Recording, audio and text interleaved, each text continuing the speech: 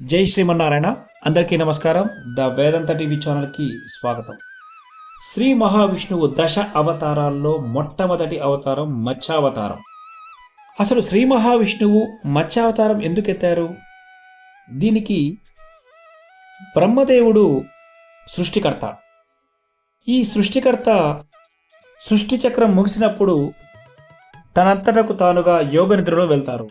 ఆ సమయంని ప్రళయకాలంగా చెప్తారు.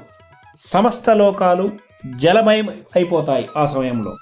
ఈ సమయంలో యోగ నిద్రలో ఉన్నటువంటి బ్రహ్మ నోటి ద్వారా వచ్చే వేదాలను హైగ్రీవ అసురుడు అనే రాక్షసుడు ఆ వేదాలనంతా దొంగిలించి సముద్ర గర్భంలో దాచేస్తాడు. ఇక వేదాలు లేకుంటే సృష్టి ఎలా కొనసాగుతుంది? ధర్మాన్ని ఎలా నిలబడతారు? యజ్ఞాలు, జీవన విధానం ఎలా అవుతుంది? ఇలా ఏది జరగదు. ఈ యొక్క వేదాలను ఎప్పుడైతే సముద్ర గర్భంలో దాచిపెడతాడో సమస్త లోకానికి ప్రళయమే. ఇక దేవతలంతా వెళ్ళి శ్రీ మహావిష్ణువుని వేడుకుంటారు. దేవతలంతా ప్రార్థించేసరికి శ్రీ మహావిష్ణువు మత్స్య రూపం ధరిస్తాడు. ఈ యొక్క రూపం ధరించగానే శ్రీ మహావిష్ణువుకి అదే సమయంలో సత్యవ్రతుడు అనే మహారాజు ఒక కఠిన తపస్సు చేస్తూ కనిపిస్తాడు.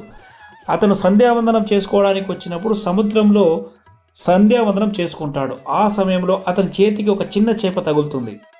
అందులో ఒక చేప చెప్తుంది, రాజా, నువ్వు నన్ను ఇక్కడి నుంచి తీసుకెళ్ళు, ఎందుకంటే ఇక్కడ ఉంటే నన్ను పెద్ద చేపలు తినేస్తున్నాయి అని.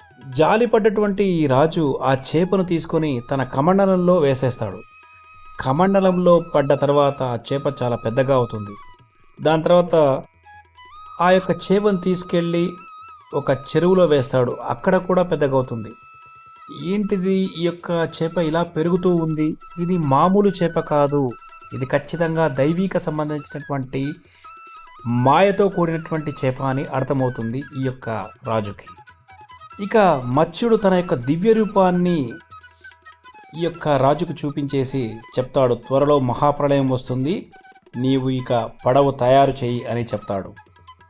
ప్రళయం వస్తుంది కాబట్టి ఒక పడవ తయారు చేయి, దాంట్లో సప్తఋషులు ఉండాలి, ప్రతి జీవి, విత్తనాలు, ఔషధాలు అన్నీ కూడా దాంట్లో ఉండే విధంగా చూసుకో, అవసరమైనటువంటి జ్ఞాన గ్రంథాలు కూడా తీసుకో అని ఈ యొక్క సత్యవ్రతుడికి శ్రీ మహావిష్ణువు మత్స్యరూపం దాల్చినటువంటి రూపంతో చెప్పేస్తాడు.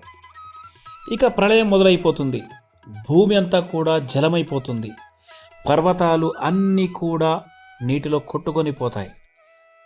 ఆ సమయంలో మత్స్య రూపంలో ఉన్నటువంటి శ్రీ మహావిష్ణువు భారీ మత్స్యంగా ప్రత్యక్షమై తన కొమ్ముకు పడవను సర్పరాజుని తన తాడుగా ఉపయోగించి పడవకు కట్టేస్తాడు. ఈ యొక్క ప్రళయ సమయంలో సముద్రంలో పడవను లాగుతూ సప్తఋషులకు బ్రహ్మజ్ఞానాన్ని ఉపదేశిస్తాడు శ్రీ మహావిష్ణువు.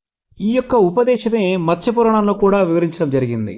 ఈ యొక్క ప్రళయం సమయంలో మత్స్య రూపంలో ఉన్నటువంటి శ్రీ మహావిష్ణువు సముద్ర గర్భం లోపలికి వెళ్ళి హయగ్రీవుడు అనే రాక్షసుని సంవరించి ఆ యొక్క వేదాలను తిరిగి బ్రహ్మకు అందిస్తాడు.